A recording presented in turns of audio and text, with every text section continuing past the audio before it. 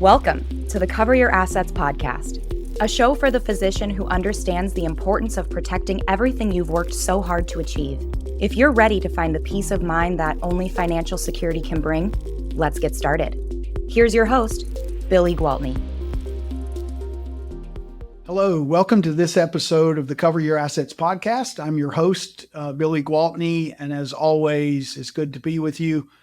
Today, we're going to cover the question, what happens to my private specialty disability policy if I change specialties in the future?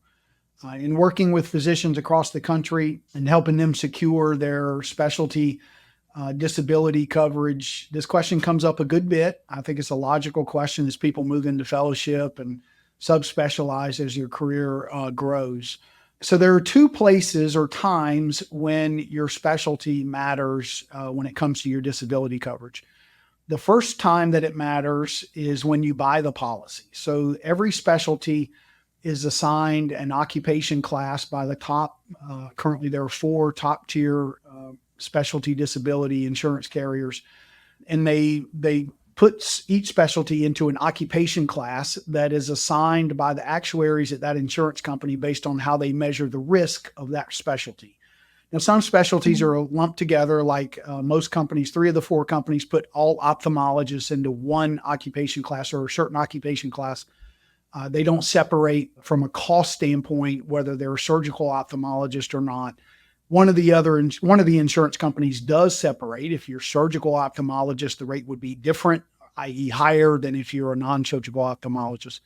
But generally speaking, non-surgical specialties are put into a better or less expensive occupation class than surgical specialties and so forth.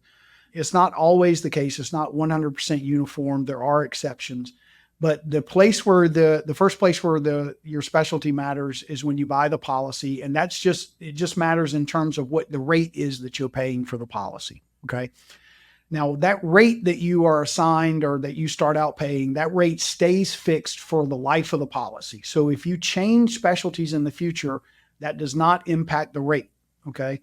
Usually this is a good thing because most people will start out, say, in internal medicine as a resident, and then they'll do cardiology fellowship and maybe interventional cardiology, then electrophysiology, or they'll go into something else that has a more expensive occupation class. And the rate that if they buy the policy in that example as an internal medicine resident, they will pay the internal medicine rate forever, even after they transition to cardiology fellowship. And the only other time that your specialty matters is at the time of claim. Okay. At the time of claim, the true specialty definition of disability states that you are considered to be totally disabled if you cannot perform the material duties of the occupation or specialty that you are engaged in at that time, at the time you file the claim. And so if you are doing cardiology, in the example I used, interventional cardiology, you're going to be fully covered for that specialty or subspecialty, even though you may have bought the policy as an internal medicine resident. Okay.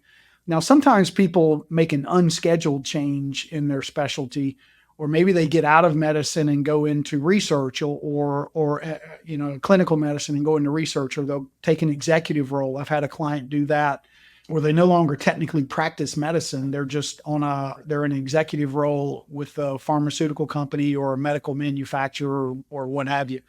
And in those scenarios, if a specialty disability policy is designed properly, which I help clients do, you definitely want to work with a specialist and make sure these details are correct. That if it is done correctly, then the definition will automatically move with you throughout your career. You don't need to update the insurance company. They don't have to be aware of your specialty before you're disabled. None of that matters. You're going to pay the same rate that you've always paid, and the policy will just transition with you throughout your career as your career grows.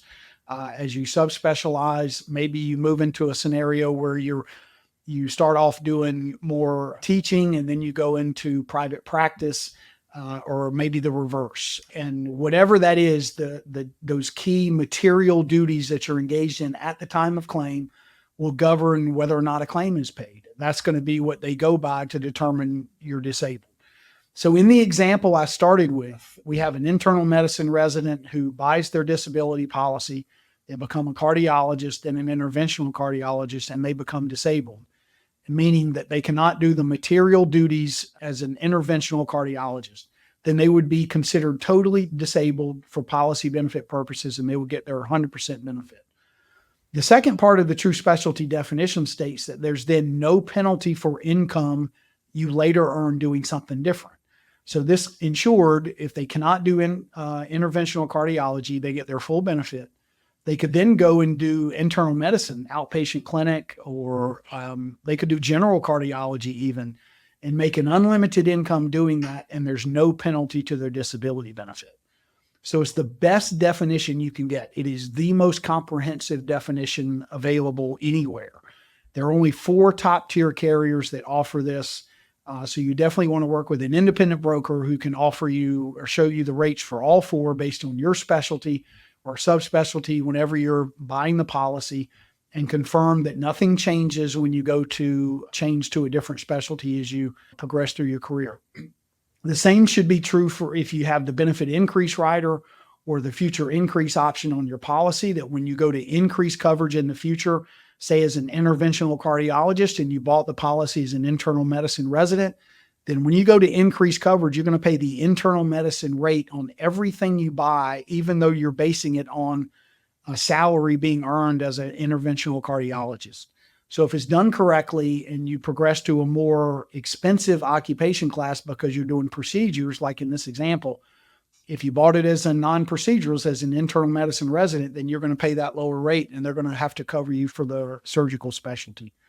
So I hope this makes sense. I'm happy to discuss your situation in detail. Sometimes it's comforting to just lay out your particular situation and make sure that the details flow the way you're expecting them to or the way you hear here. I would be happy to discuss that with you. Feel free to text me at 704-270-2376 and we can arrange a call. Again, 704-270-2376. I hope you found this helpful. There are some details of this that can be confusing. So if you do it right, the answer should give you a significant amount of relief. Look forward to hopefully hearing from you. Thank you for your time, as always. See you next time.